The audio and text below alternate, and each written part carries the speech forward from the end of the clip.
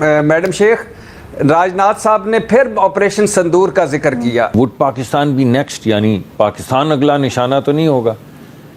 तो मैं आपको यकीन से ये बात बताना चाहता हूँ अपने तमाम लोगों को आपके ज़रिए कि वो आराम से आज रात सोएं और कल भी सोएं। इंटरेस्टिंग न्यूज कल आई कि भाई Xi Jinping 11 Jinping if I may is not attending BRICS. तो चाइना को झटका ब्राजील ने दिया है और भारत को दूल्हे राजा बनाया है और मोदी जी को सर पर बिठाया है। वो इसके लिए अटेंड नहीं करने वाले हैं क्योंकि ब्राजील ने एक तरह से प्राइम मिनिस्टर मोदी को स्टेट डिनर के लिए इनवाइट कर दिया। एक एपिसोड हुआ है कल और परसों बीजिंग में कि वहाँ पर पाकिस्तान और भारत के डिफेंस मिनिस्टर्स और नेशनल सिक्योरिटी एडवाइजर्स आमने सामने आए। What about post-conflict intelligence sharing? You know, this is of course a very rich harvest for China. Let me. You know, these days the countries which are close to each other, strategically speaking, they do share, intelligence. It's very normal if we are sharing any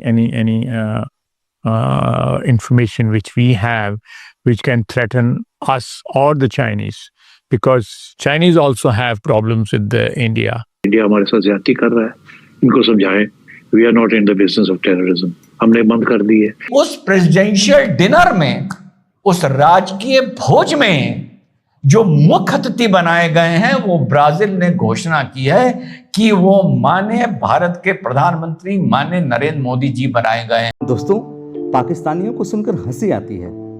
कहां से आते हैं ऐसे लोग? ऐसा लगता है ये लोग हमारे गोले के नहीं हैं, किसी और गोले से आए हैं। कितने तेजस्वी हैं ये लोग। आप सभी हंसते रहिए और पाकिस्तानी कॉमेडी का मजा लेते रहिए, और चैनल को सब्सक्राइब करना और शेयर करना ना भूलें। धन्यवाद। ब्रिक्स समिट अभी ब्राजील में होने वाली है।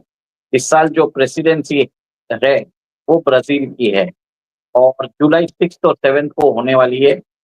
और उसके अंदर ब्रिक्स के अलावा जो 5 नए मेंबर हैं जिनको ब्रिक्स प्लस बोला जाता है, उसमें यूएई है, ईरान है, इंडोनेशिया है, इथियोपिया है और इजिप्ट है। और ये 5 नए मेंबर्स अभी लास्ट ईयर ही हमने देखे थे, उनको इंडक्ट किया गया। और अब ब्रिक्स का जो ग्लोबल जीडीपी में जो स्थान है वो 37% है, 37 to 39% है। जबकि G7 जो वेस्टर्न देशों का एक कंबाइंड नेटवर्क है, उसका जो जीडीपी है दैट इज अराउंड 30%। तो राइट नाउ ऐसा है कि आप देखेंगे कि America is going to keep a very close watch on what's happening at the BRICS summit. अभी बताया जाता है कि ब्रिक्स समिट में first time in so many years Xi Jinping एक तरह से वो इस बार अटेंड नहीं करने वाले। अब बताया जा रहा है कि वो इसके लिए अटेंड नहीं करने वाले हैं क्योंकि ब्राजील ने एक तरह से प्राइम मिनिस्टर मोदी को स्टेट डिनर के लिए इनवाइट कर दिया। अब आप ये देखेंगे कि prime minister Modi ji even after the BRICS summit Brazil में रहने वाले हैं और वो स्टेट विजिट करके वहां पे और भी बहुत सारे करार ब्राजील से करेंगे। आपको मालूम है कि जो ब्राजील के अभी करंट प्रेसिडेंट है लूला डी सिल्वा, उनका और डोनाल्ड ट्रंप का बहुत बड़ा 36 का आंकड़ा है। और आपने देखा है कि उन्होंने यूएस से एक तरह से फाइट कर चुके हैं और उन्होंने बोल दिया कि अगर ट्रेड रिलेशन हम आपके साथ नहीं करेंगे तो हम चाइना के साथ कर लेंगे। और इसी के भरोसे वो एक तरह से यूएस से फाइट ले रहे थे। बट चाइना जैसा चाइना है वो हमेशा एन मौके पे धोखा देता है, तो इस बार उन्होंने धोखा दे दी। और जी ने क्या बोला था, जी जिनपिंग ने, क्योंकि हम ऑलरेडी लूला डी सिल्वा को 2 बार मिल चुके हैं, इसके लिए कोई मतलब नहीं है। इसके लिए ये देखेंगे कि चाइनीज प्रीमियर ली क्यांग जो उधर नंबर 2 पोजीशन पे है वो आने वाले हैं।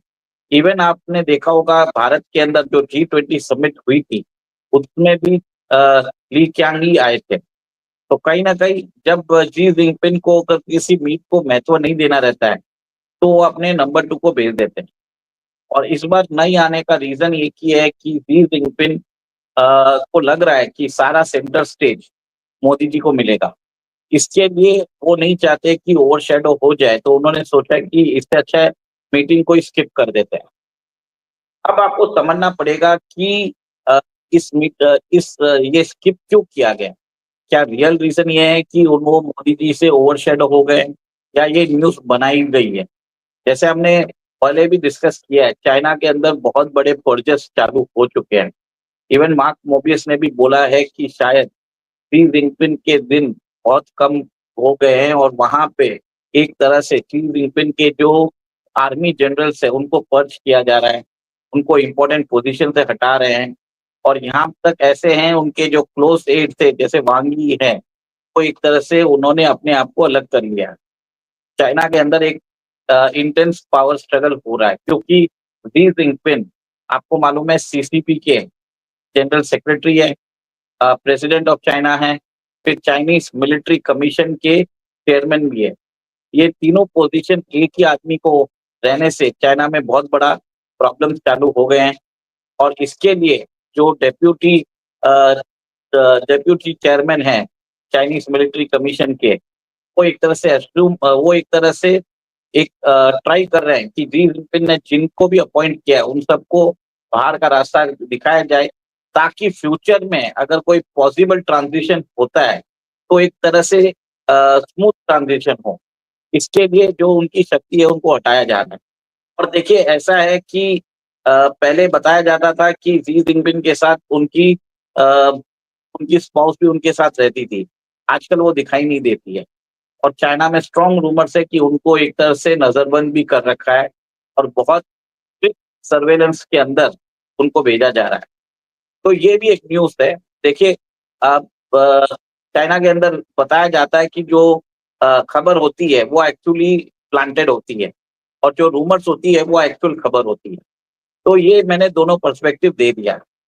बट मैं आपको ये भी बताना चाहता हूँ कि जो ब्राजील के जो प्रीमियर हैं उन्होंने बीआरआई की जो समिट हो रही थी, बीआरआई के अंदर उन्होंने चाइना का बीआरआई रिफ्यूज कर दिया ज्वाइन करने के लिए। आप ये देखेंगे कि इंडिया के अलावा ब्राजील ने भी बीआरआई में ज्वाइन करने से मना कर दिया, बेल्ट एंड रोड इनिशिएटिव में। तो इस तरह से भी चाइनीज प्रीमियर शायद गुस्से में है, ये मीडिया में फ्लोट करने की कोशिश की जा रही है।